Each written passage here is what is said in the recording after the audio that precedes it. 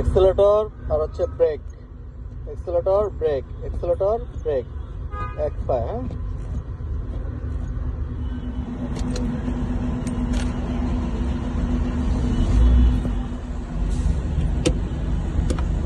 PRND12 RND।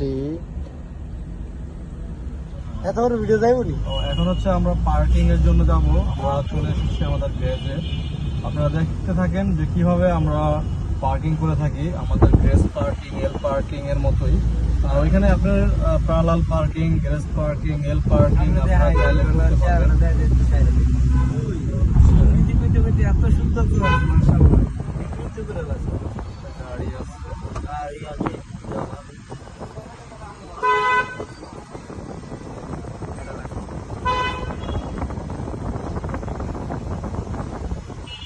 এই